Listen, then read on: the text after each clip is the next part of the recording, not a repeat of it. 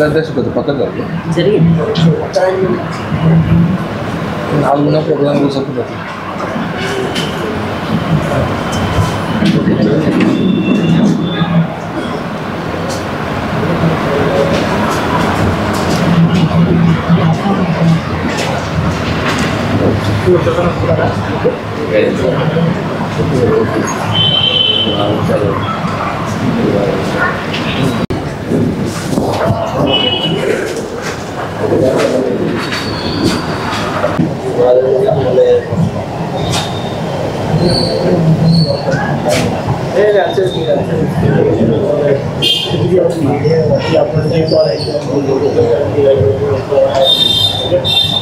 వెలుగు చేయి టైం చూసుకొని పంక్చువల్ టైం ప్రకృతి వైపరీత్యాలతో రాష్ట్రమంతా ముఖ్యంగా ఖమ్మం, మహబూబాబాద్, సూర్యాపేట జిల్లాలు ఏదైతుందో వరద ఉధృతి తాకిడికి అతలాకుతలమైన పరిస్థితులలో స్వయంగా ముఖ్యమంత్రి గారు వారి సహచర మంత్రి వర్గ సభ్యులు స్థానికంగా పరిస్థితిని పరిశీలించి క్షేత్రస్థాయిలో సహాయక చర్యలను పర్యవేక్షించాలనేటువంటి ఒక భావనతోని లాస్ట్ 2 days గత 48 గంటలు ఏదైతుందో సహాయక చర్యలు చేపట్టడం, నష్టపోయినటువంటి కుటుంబాలను ఆదుకోవటానికి కొరకు ఆర్థికంగా కూడా వారి చేదోడు కల్పించాలనేటువంటి ఒక భావనతోని ఒకవైపు ఏదైతుందో జరిగిన నష్టాన్ని అంచనా వేసి పూర్తి స్థాయిలో సహాయక చర్యలు చేపట్టడానికి ఒక ప్రణాళిక, తక్షణమే సహాయం అందింపచేయబడే విధంగా ప్రతి కుటుంబానికి ఏదైతుందో 10,000 రూపాయల ఆర్థిక సహాయం అందింపచేయటం. వీళ్ళ ఇండ్లు కూలిపోయినటువంటి వాళ్ళు ఉంటారు, వారికి ఏదైతుందో వీళ్ళ ఇందిరమ్మ గృహ నిర్మాణ పథకంలో భాగంగా అందరికీ ఇండ్లు మంజూరు చేయబడే విధంగా చర్యలు చేపట్టడం. పంటలు నష్టపోయిన రైతాంగానికి ఏదైతుందో ప్రతి ఎకరాకు 10,000 రూపాయలు పరిహారం చెల్లింపు చేయబడే విధంగా, అట్లాగే ఆస్తి నష్టంతో పాటుగా ప్రాణ నష్టం సంభవించినటువంటి మృతుల కుటుంబాలకు ఓదార్పుగా 5 లక్షల రూపాయలు ఏదైతుందో ఎక్స్గ్రేషియా ఆర్థిక సహాయం కల్పింపచేయటం. అంటే ఇదంతా మనం గతంతో గమనిస్తే తెలంగాణ రాష్ట్రం ఏర్పడి దాదాపు దశాబ్ద కాలం గడుస్తుంది. అంటే నాకు తెలిసి ఈ దశాబ్ద కాలంలో ఎన్నడూ కూడా చెప్పంటూ నేను ఆస్తి నష్టమే కానీ ప్రాణ నష్టమే కానీ ఏ విధమైనటువంటి నష్టం సంభవించిన ప్రకృతి వైపరీత్యాలతో ప్రభుత్వ పరంగా ఆదుకున్నటువంటి ఒక ఉదంతాన్ని అయితే నేను గమనించలేదు. అంతెందుకు మన జగిత్యాల జిల్లాలో మీకు తెలియంది కాదు, 3 సంవత్సరాల క్రితం రోళ్లవాగు ప్రాజెక్ట్ ఏదైతుందో బండ్ బ్రీచ్ అయి వందలాది ఎకరాలు ఏదైతుందో ఇసుక మెటలు వేసి పంట పొలాలు నష్టపోవటం, మత్స్య కార్మికులు ఏదైతుందో వాళ్ళ చేపల పంట నష్టపోవటం, అంటే నష్టం అంచనా కోట్ల రూపాయలలో ఉన్నప్పటికీ కూడా ₹1 కూడా ఆర్థిక సహాయం విధించలేదని చెప్పండి. అటు రైతాంగానికి సంబంధించే కానీ ఇటు మత్స్య కార్మికులకు సంబంధించే కానీ ఇవాళ రాష్ట్ర ప్రభుత్వం ఏదైతుందో తక్షణ సహాయంగా మృతుల కుటుంబాలకు ఆర్థిక సహాయం అందించేయటం, నష్టపోయిన కుటుంబాలను ఆదుకోవటానికి కొరకు ఆర్థిక సహాయం అందింపచేయటం, పంట నష్టపోయిన రైతాంగానికి ఏదైతుందో 10,000 రూపాయలు సహాయం కల్పింపు చేయటం అనేది అంటే జీర్ణించుకోలేక ప్రతిపక్షాలు ఏదైతుందో ఒకసారి ఎవరైనా విమర్శించే ప్రయత్నం చేస్తే గతంలో వాళ్ళ అధికారం ఉండగా ఏం చేసిండ్రు అనేది పరిశీలించుకోవాలి. గతంలో అధికారం ఉండగా ఏం చేయగలిగారు, ఏం చేసిందో పరిశీలించకుండా ఇవాళ ప్రతిపక్షం కాబట్టి కేవలం విమర్శే వాళ్ళ బాధ్యత అన్నట్టుగా చెప్పంటున్నాను. వీళ్ళు బీఆర్ఎస్ అధ్యక్షులు కేసీఆర్ గారు ఏదైతుందో సరే వారు స్వయంగా క్షేత్రస్థాయిలో పర్యటించేటువంటి ఒక బాధ్యత వారిపై ఉన్నది. ఒక ప్రతిపక్ష నాయకుడికి ఏదైతుందో క్షేత్రస్థాయిలో వారు పర్యటించి బాధితులను ఓదార్పు, సహాయక చర్యలను సమీక్షించటం, సలహాలు సూచనలు చేయటం వారి బాధ్యత. వారు స్వయంగా పర్యటించలేకపోవటమే కాకుండా వీళ్ళ కార్యనిర్వాహక అధ్యక్షుడు కేటీఆర్ గారు ఏదైతుందో వారు విదేశీ పర్యటనలో ఉండి ట్విట్టర్ ద్వారానైనా సలహాలు సూచనలు ఇవ్వాలి. ఆ ట్విట్టర్ ద్వారా ఏదైతుందో విమర్శలకు పాల్పడటం అంటే వాస్తవంగా ఏదైతుందో కేసీఆర్ గారు పర్యటించలేని పరిస్థితులలో కార్యనిర్వాహక అధ్యక్షుడిగా కేటీఆర్ గారైనా ఆయన విదేశీ యాత్రను రద్దు చేసుకొని రాష్ట్రంలో ఈ వరద తాకిడికి గురైనటువంటి యొక్క ప్రాంతాలను పర్యటించడము, బాధితులను ఆదుకోవటానికి సహాయక చర్యలు చేపట్టడం, ఇవన్నీ చేయాల్సిన బాధ్యత ఉండగా ఆయన ఏదైతుందో కార్యనిర్వాహక అధ్యక్షుడు ఆయన కేవలం విదేశీ పర్యటనలు పరిమితమవుతూ ఆయన ఎక్స్ వేదికకే పరిమితమైంది.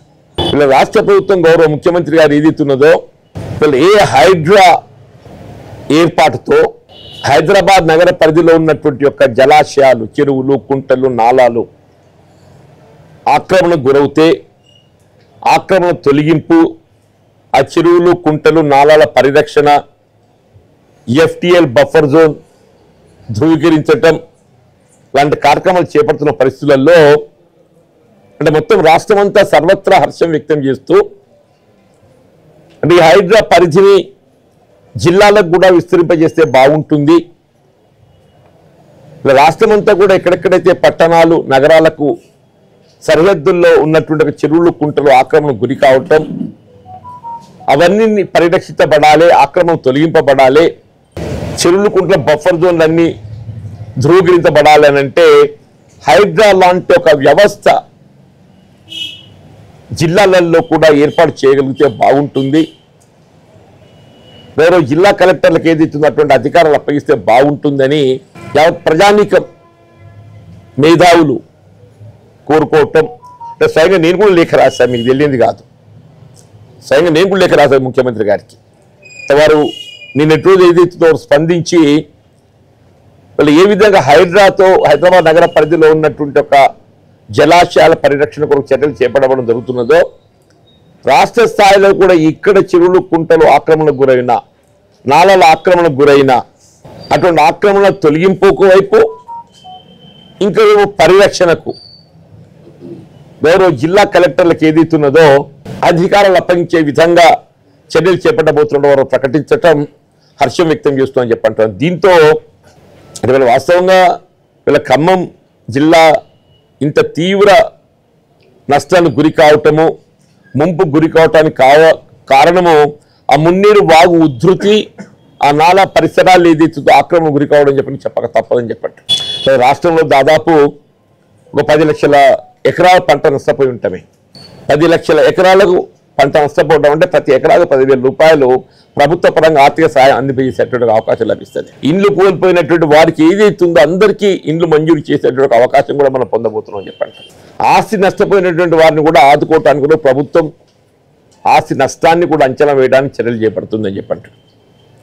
ఇలా 10,000 రూపాయలు ప్రకటించింది ప్రతి కుటుంబానికి, అది తక్షణ సహాయం. అది తక్షణ సహాయం. మృతుల కుటుంబాల్లో కూడా ఏది ఇస్తుందో ఇప్పుడు దాదాపు 20 కుటుంబాలు, 20 పైన మృతి చెంది ఉంటున్నారు. నియర్లీ 5 లక్షల రూపాయలు ప్రకటించింది. దాన్ని ఇంకా ఏ మేరకు ఆ సహాయాన్ని పెంచగలుగుతో కూడా ప్రభుత్వం పరిశీలించాలని చెప్పండి. మొత్తం ఈ పరిహారం ఏదైతే నష్టం ఏదైతుందో దాదాపు 10,000 కోట్ల వరకు ఉంటుందని చెప్పాను అంచనా. మరి ఇటువంటి ఒక నష్టం జరిగినప్పుడు కేంద్ర ప్రభుత్వం అండగా నిలవటం కేంద్ర ప్రభుత్వ బాధ్యత. దీన్ని జాతీయ విపత్తుగా గుర్తించి తెలంగాణ రాష్ట్రానికి అండగా నిలవటం, సహాయక చర్యలు చేపట్టడంలో బాసటగా నిలవటం, నష్టపోయినటువంటి ఒక పరిహారం దాదాపు 10,000 కోట్లు ఏదైతుందో నష్టపోవడం జరిగింది. అంటే కేంద్ర ప్రభుత్వం కనీసం ఒక 5,000 కోట్లైనా కానీ, అందులో 50% అన్నా కానీ కనీసం ఒక 5,000 కోట్లైనా కానీ కేంద్ర ప్రభుత్వం రాష్ట్రానికి గ్రాంట్గా కల్పింపచేసి సహాయక చర్యలు చేపట్టడంలో తోడు నిలవాలని చెప్పని కోరుతున్నామే చెప్పండి. ఇలా ప్రభుత్వాలు అది ఏ పార్టీ కానీ ఎవరే కానీ, ఇలా బీఆర్ఎస్ కొత్త పార్టీ కాదు, గతంలో ప్రభుత్వం అధికారంలో ఉండి పనిచేసిన ప్రభుత్వం అది. వాళ్ళు ఆనాడు ఏం చేయగలిగిందో ఒకసారి పరిశీలించుకోవాలి మాట్లాడబోయే ముందు. ఇలా భారతీయ జనతా పార్టీ కూడా కొత్త పార్టీ కాదు, కేంద్రంలో అధికారం ఉన్న పార్టీ. అంటే ఇంత పెద్ద ఎత్తున సహాయక చర్యలు చేపడుతున్నప్పుడు ఫర్ ద లాస్ట్ 2 days అంటే వాస్తవంగా మొత్తం ప్రభుత్వమే అధికార యంత్రాంగమే మీకు క్షేత్రస్థాయిలో కనబడ్డదే. ప్రభుత్వ అధికార యంత్రాంగం అని చెప్పంటున్నాడు. ముఖ్యమంత్రి గారి పర్యటన అని చెప్పంటేనే ప్రభుత్వ అధికార యంత్రాంగం అంతా కలిసి రావడం జరుగుతుంది. యావత్ ప్రభుత్వ అధికార యంత్రాంగం అంతా కూడా ఏదైతుందో for the last 2 days Khammam, Mahabubabad, Nalgonda జిల్లాల పర్యటనతో అంటే ఒక కాన్ఫిడెన్స్ క్రియేట్ చేయటం, ఇది ముఖ్యంగా ఏదైతుందో జనంలో ఒక విశ్వాసం కలిగించడం అన్నట్టు. ఎవరికి ఆపద వచ్చినా కానీ ఈ ప్రభుత్వం అండగా ఉంటుందనేటువంటి ఒక విశ్వాసం కలిగించటం. ఆ విధంగా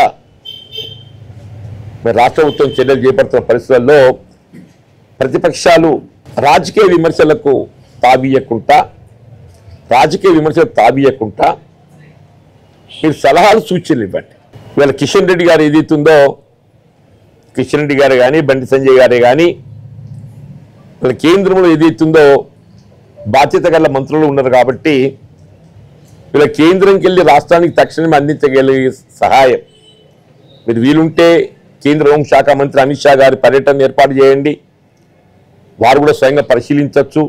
తక్షణ ఆర్థిక సహాయం కల్పింపజేయడానికి చర్యలు చేపట్టాలని చెప్పని కూడా కోరుతూ, ముఖ్యంగా భవిష్యత్ తరాలకు ఏదైతుందో ఇటువంటి వరద ముంపు తట్టుకోవటానికి కొరకు, నిలువరింప చేయటానికి కొరకు ఏ విధంగా జలాశయాలను కాపాడుకోవటం, నాళాలను కాపాడుకోవటం, ఆక్రమణకు గురైనటువంటి ఒక జలాశయాలు, చెరువులు, కుంట, నాళాలే కానీ పునరుద్ధరింప చేయబడే విధంగా ఏదైతుందో హైదరాబాద్ నగరంలో అమలు తలపెట్టిన హైడ్రా లాంటి వ్యవస్థను జిల్లాలకు కూడా విస్తరింపచేసి జిల్లా కలెక్టర్లకు ఏదైతుందో బాధ్యతలు అప్పగించబడే విధంగా మరి గౌరవ ముఖ్యమంత్రి గారు నిన్న నిర్ణయం ప్రకటించడం మరొకసారి హర్షం వ్యక్తం చేస్తూ, జిల్లా కలెక్టర్లు కూడా తక్షణమే స్పందించాలని చెప్పంటున్నాయి.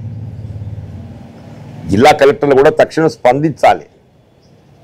వారికి ఉన్నటువంటి బాధ్యతలు గుర్తిరిగి ఈ జలాశయాల కాపాడటం వారి బాధ్యత భావించాలని చెప్పని విజ్ఞప్తి చేస్తారు. దుర్ఘటనలు ఈ వరదల్లో చిక్కుకొని ఏదైతుందో చనిపోయినటువంటి కుటుంబాల, మృత కుటుంబాలకు ఏదైతుందో వారి చనిపోయినటువంటి ఒక వ్యక్తులకు ఆత్మశాంతి చేకూరాలని, వారి కుటుంబాలకు ఆత్మస్థైర్యం కల్పింపు చేయబడే విధంగా తీవ్ర సంతాపం వ్యక్తం చేస్తూ, ప్రభుత్వ పరంగా కూడా ఇంకా తీసుకోవాల్సిన చర్యలే కానీ ఇతరత్రా కానీ సలహా సూచనలు కూడా ఇవ్వడం జరుగుతుందని చెప్పి మనం